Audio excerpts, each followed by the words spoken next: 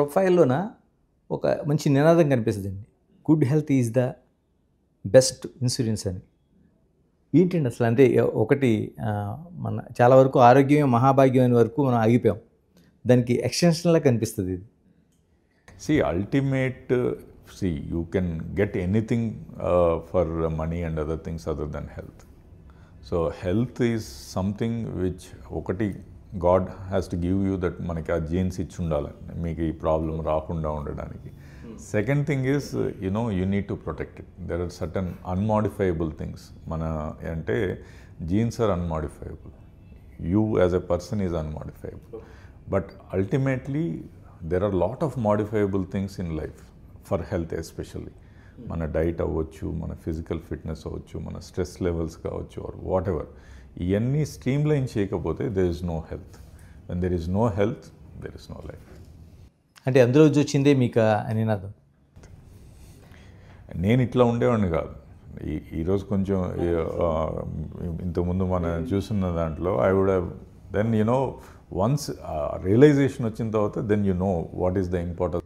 ఎందుకంటే నేను దాదాపు 14-15లోనే మీతో నాకు పరిచయం. నేను కూడా ఒక 100 కేజీస్ ఎబోవ్ ఉంటారేమో అనుకునేవాడిని. ఉండేవాడిని లిటరల్గా. So there is no doubt that went down to 75 kilos from 104 to 75. Just basically what are the consequences your సబ్సిక్వెంట్గా. అందుకోసం it is for me, it is for every one.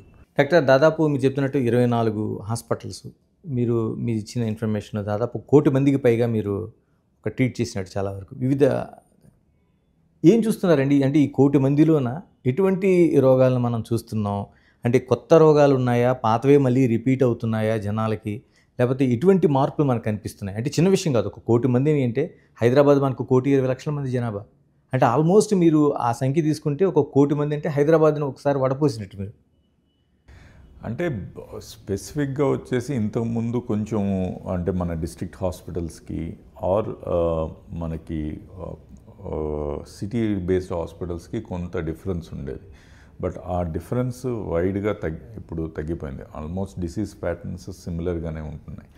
And more over even today cardiac incidence is significantly high. One of the major problem మన దేశంలో ఏంటంటే because of the change in life style కానీ, change in food habits కానీ, are ఓవరాల్గా మనం physical activities తగ్గిపోవడం కానీ, stress levels పెరిగిపోవడం కానీ, పొల్యూషన్ అవ్వచ్చు, ఆర్ హ్యాబిట్స్ లైక్ స్మోకింగ్, ఈ డ్రగ్స్ టు సమ్ ఎక్స్టెంట్ అంటే ఎక్స్ట్రీమ్స్లోకి వెళ్తే డ్రగ్స్ కానీ, వీటన్నిటి వల్ల ఈ overall cardiac incidence has increased. ఒకటి పెరగడం ఒకటే కాకుండా ద ఏజ్ ఎట్ విచ్ ఈ కార్డియాక్ ఇన్సిడెన్స్ రావడం అనేది సిగ్నిఫికెంట్గా తగ్గిపోయింది. సో హార్ట్ ఇష్యూ ఇంతకుముందు ఏదైతే 60 ఏళ్ళు పైన ఆర్ మోర్ దెన్ దట్ అనేది has significantly come down to 40 and less than 40. ఎందుకనండి ఇప్పుడు దాదాపు మీరు అంటున్నట్టు 37 లోపల కూడా మనకి కార్డియాక్ ప్రాబ్లమ్స్ చూస్తున్నాం, కార్డియాక్ అరెస్టులు చూస్తున్నాం మనం. సేమ్ కార్డియాక్ అరెస్ట్ అంటే ఒక మేజర్ హార్ట్ అటాక్ వస్తే they end up into a sudden arrest and death అవ్వడం. ఒకటి basically major thing is lifestyle. Major thing among lifestyle again 70-80% is our diet and our habits of smoking and other stuff. వీళ్ళకి వచ్చేసి they are more predisposed to heart attacks. అందుకే ఇంతకుముందు ఆ life style డ్రాస్టిక్గా change అయిపోయింది. ఒక 20 years లోపల significant dietary habits మారిపోయినాయి. More of a fast food, more of a junk food, more calories and less workouts. So వీటి వల్ల ఇది స్ట్రింక్ అవుతుంది.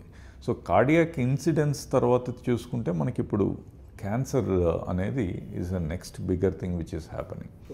సో ఈ cancer again related to genes, pollution, diet, everything. ఇవన్నీ ఇప్పుడు మనకి మన కంట్రీనే యాజ్ సచ్ చూస్తే we are having an epidemic of metabolic syndrome. Metabolic syndrome అంటే obesity, diabetes, hypertension, heart disease, ఇవన్నీ అంటే ఒక metabolic disorder basically related to dietary and life style.